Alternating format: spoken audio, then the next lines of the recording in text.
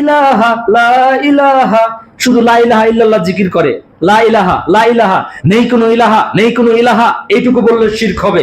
ইল্লাল্লাহ ইল্লাল্লাহ ইল্লাল্লাহ ইল্লাল্লাহ ইল্লাল্লাহ, আল্লাহ ছাড়া আল্লাহ ছাড়া আল্লাহ ছাড়া, এইটুকু শুধু যদি বলে শিরক হবে। তাওহীদ কোথায় থাকবে? লা ইলাহা ইল্লাল্লাহ, কোনো সেখানে অক্ষ চলবে না। এটা হচ্ছে পুরোটাই হচ্ছে তাওহীদ। আর খন্ড খন্ড যদি হয়ে যায় তাহলে কি হবে? শিরক হবে। Just example is better than advice. এখানে প্রস্রাব করিবেন না, করিলে 50 টাকা জরিমানা। এখন দাড়ি কমা কিছু নেই, এখানে প্রস্রাব করিবেন না, করিলে 50 টাকা জরিমানা। কি হলো? বাক্য তো ওটাই, একটু দাড়ি একটু কমা উল্টা পাল্টা হওয়ার কারণে পুরো বাক্যটাই পরিবর্তন হয়ে গেল। সম্মানিত উপস্থিতি, সময় সংক্ষিপ্ত, লম্বা কথা বলার কোনো সুযোগ নেই, তবুও বলতেই হবে। বেদাত এবং শিরক মুক্ত আমল করতে হবে। রাসূল সাল্লাল্লাহু আলাইহি ওয়াসাল্লাম যা দিয়েছেন সেটাই মেনে নিতে হবে। আল্লাহ রাব্বুল আলামিন বলেন, ওমা আতাকুমুর রাসূল, রাসূলের পক্ষ থেকে যা কিছু আসে ফাখুযুহু, তোমরা সেটা আঁকড়ে ধরো। ওমা নাহাকুম আনহু ফান্তাহু, রাসূলের পক্ষ থেকে যেটা নিষেধাজ্ঞা রয়েছে সেটা পুরোপুরি ভাবে বর্জন করো।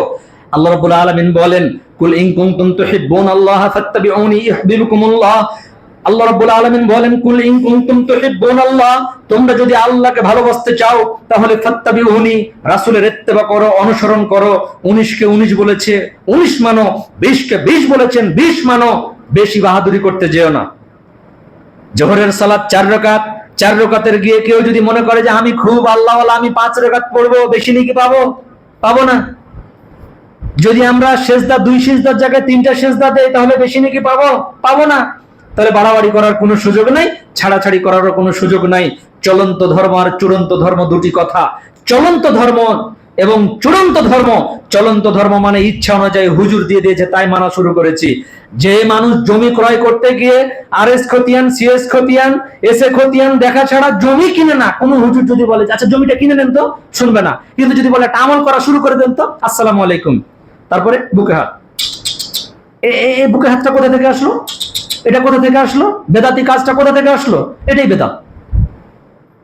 আল্লাহ রাসূলের নাম শোনার পরে চুমু খায়, চোখে হাত দেয়, এই শিয়াদের কাজ, এগুলা কোথা থেকে আসলো? আল্লাহ রাসূল কি এটা করেছেন? সাহাবীরা কি এটা করেছেন? করেন নাই। তা আমি আপনি কোথা থেকে পেলাম? সম্মানিত উপস্থিতি, পরিশেষে যেটা জরুরি, যেটা কথা, আল্লাহর দ্বীনকে প্রতিষ্ঠা করার জন্য রাসূল সাল্লাল্লাহু আলাইহি ওয়াসাল্লাম জান প্রাণ দিয়ে যুদ্ধ করেছেন, নিজেও যুদ্ধ করেছেন। এবং তিনি কি করেছেন? দ্বীনি কাজে সহযোগিতা করার জন্য আমাদেরকে অবশ্যই সহযোগিতা করতে হবে। এই মসজিদটা নতুন মসজিদ, বেদাতকে উৎখাত করার জন্য চ্যালেঞ্জিং একটা মসজিদ, এটা তাওহীদ মসজিদ। শিরককে মুক্ত করার জন্য চ্যালেঞ্জিং একটা মসজিদ, এই তাওহীদ মসজিদ। এই মসজিদকে প্রাণপণ বাজি রেখে যারা সহযোগিতা করছেন, আল্লাহ তাদের সহযোগিতাটাকে আল্লাহ কবুল করুন, আল্লাহুম্মা আমিন। এই মসজিদটা কিয়ামত পর্যন্ত থাকবে, আপনাকে অবশ্যই সহযোগিতা করতে হবে। কেন? কি লাভ? আস-সাদাকাতু বুরহানুন, দান হচ্ছে দলিল। দলিল দিয়ে যেমন জমিকে দখল করা যায়, দান করে তেমন জান্নাতকে দখল করা যায়, আয়ত্ত করা যায়। আল্লাহকে আমি বলবো আল্লাহ আমি জান্নাত পাবো, কেন? তো তাওহীদ মসজিদ আমি দান করেছি, আমাকে জান্নাত দিতে হবে, দাবি এটা আল্লাহর কাছে। তা আপনি দান না করে আপনি কিভাবে বাঁচবেন? অবশ্যই আপনাকে দান করতে হবে, এনি হাউ। এবং দানটা এরকম না, ও গতদিন 5 টাকা দিয়েছি আজকার দিব না, না, আপনাকে রেগুলারিটি মেনটেন করতে হবে। অল্প হলেও রেগুলারিটি মেনটেন করেন।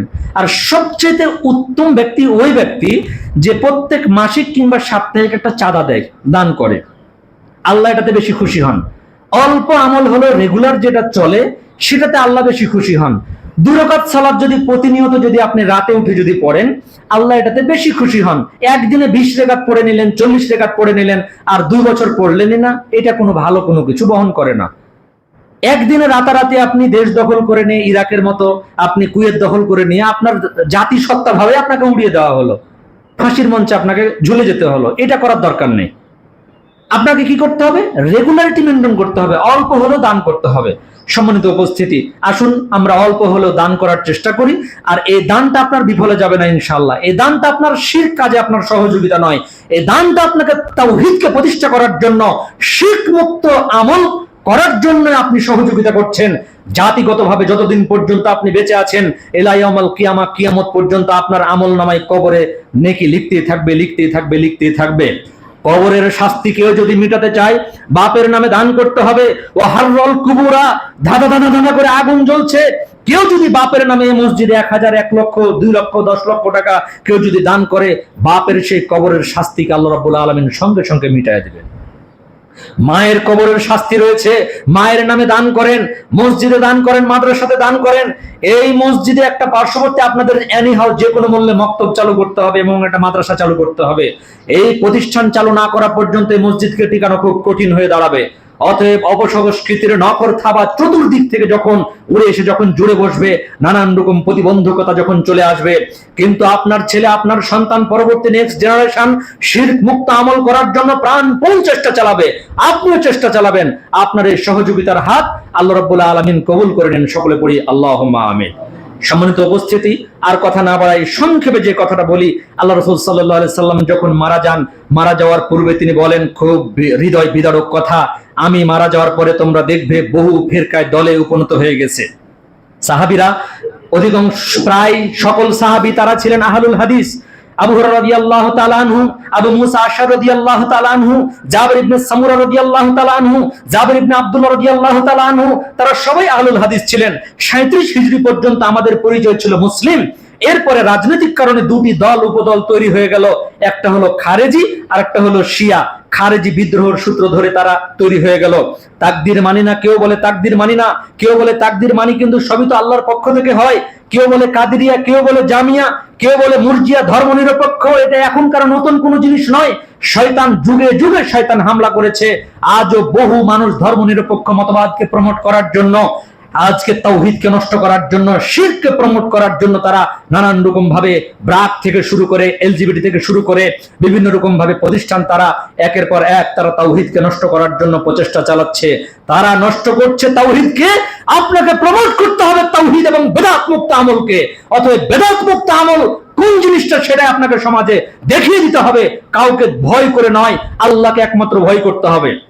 পর্দার আড়ালে যারা মা ও যারা বোন রয়েছে তাদেরকেও বিশেষভাবে অনুরোধ করি, আপনারা দয়া করে আপনাদের সন্তানদেরকে, আপনারা হচ্ছেন বাড়ির কারিগর, আপনার সন্তানকে আপনি শিক্ষা দেন কোরআন এবং সুন্নাহ। না শিখতে পারলে আপনি কাউকে দিয়ে শেখানোর প্রয়োজন মনে করেন, কিন্তু অযথা মোবাইলে রিলস দেখে আর ওই যে ভারতের ইন্ডিয়ান সিরিয়ালগুলো দেখে আপনি সময় নষ্ট করিয়েন না। এখন সমাজটা বেশি ফ্যামিলিগতভাবে বেশি লাস্টিং করতেছে না। একাধিক ডিভোর্স আর ডিভোর্স, বেশি দিন সমাজটা তৈরি হচ্ছে না। কিন্তু আগেকার মা বোনেরা, আগেকার মা খালারা, আগেকার দাদিরা জীবন পার করে দিয়েছে, তবুও স্বামীর বিরুদ্ধে কোনোদিন কথা বলে না। আর এখন মুখে মুখে স্বামীর বিরুদ্ধে কথা। স্বামী কি জিনিস সেটাই মূল্যায়ন করে না, স্বামীর সম্মানই বোঝে না। তো একজন স্ত্রী যদি স্বামীর সন্তুষ্টি যদি তৈরি করতে না পারে, তাহলে সে কিসের স্ত্রী হলো? সম্মানিত উপস্থিতি, আসুন আমরা শুধুমাত্র শিরক আর বেদাত দিয়েই কিন্তু আমরা প্রকৃতভাবে মুসলমান হতে পারবো না। আরো অনেক কিছু কাজ রয়েছে, এগুলো আপনাকে আমাকে খুব খেয়াল করতে হবে। সমাজে ভালো মানুষের মতো পরিচয় দিয়ে আমাদেরকে আপনাকে চলমান থাকতে হবে এবং শিরক মুক্ত, বেদাত মুক্ত, সুদ মুক্ত আমল করতে হবে। আল্লাহ রাব্বুল আলামিন আপনাকে আমাকে সঠিক আমল করার তৌফিক দান করুন। সকলে পড়ি আল্লাহুম্মা আমিন। আল্লাহ, আমরা যারা অসুস্থ রয়েছি সবাইকে শেফায়ে আজলা, শেফায়ে কামেলা দান করো। আল্লাহ, যারা এই মসজিদকে যারা সহযোগিতা করছে তাদেরকে সেই দানকে আল্লাহ তুমি কবুল করে নাও। সকলে পড়ি আল্লাহুম্মা আমিন। আল্লাহ, যে সকল মা বোনেরা দূর দূরান্ত থেকে কষ্ট করে এসেছে, আল্লাহ তাদের আমলকে কবুল করে নাও এবং আশাকে আল্লাহ জাযায়ে খায়ের দান করো। সকলে পড়ি আল্লাহুম্মা আমিন। আল্লাহ, যে সকল মুসলিম ভাইরা যারা ছোট ছোট বাচ্চা রয়েছে, আল্লাহ এদেরকে শিরক এবং বেদাত এবং ওয়েস্ট কালচার, আর্জেন্টিনা আর ওই বিভিন্ন ধরনের ব্রাজিল থেকে শুরু করে আরো নাম জানা অজানা বিভিন্ন ধরনের এই কুফরি মতবাদ থেকে আল্লাহ তাদেরকে, নিষ্পাপ সন্তানদেরকে আল্লাহ তুমি হেফাজত করো। আল্লাহ যুবক ভাইদেরকে আল্লাহ তুমি হেফাজত করো। পাগলের মতো রাত পর্যন্ত জেগে জেগে নামাজ না পড়ে, সালাত আদায় না করে তারা রাত জেগে জেগে খেলা দেখছে। আল্লাহ, এই ধরনের যুবক ভাইদের মগজকে আল্লাহ তুমি ধোলাই করে দাও যে আসলে এটা সঠিক কোনো কাজ নয়, এটা একটা ভুল কাজ। আর বিভিন্ন অনেকে হাতে ব্রেসলেট দেয়, এগুলা দিবেন না। এগুলা হচ্ছে ব্রাহ্মণদের, এগুলা হচ্ছে একটা বৈশিষ্ট্য। কেউ কখনো মুসলমানদের সন্তান হাতে ব্রেসলেট দিবেন না। বড় বড় ঝুঁটি রেখে চুল এগুলা রাখবেন না। আল্লাহ রাব্বুল আলামিন আপনাকে আমাকে সঠিক আমল করার তৌফিক দান করুন। সকলে পড়ি আল্লাহুম্মা আমিন। এই বলে আমি আমার সংক্ষিপ্ত বক্তব্য শেষ করছি। ওয়া আখিরুন আলহামদুলিল্লাহি রাব্বিল আলামিন। আসসালামু আলাইকুম ওয়া রাহমাতুল্লাহি ওয়া বারাকাতুহু। দাঁড়ান নামাজের জন্য।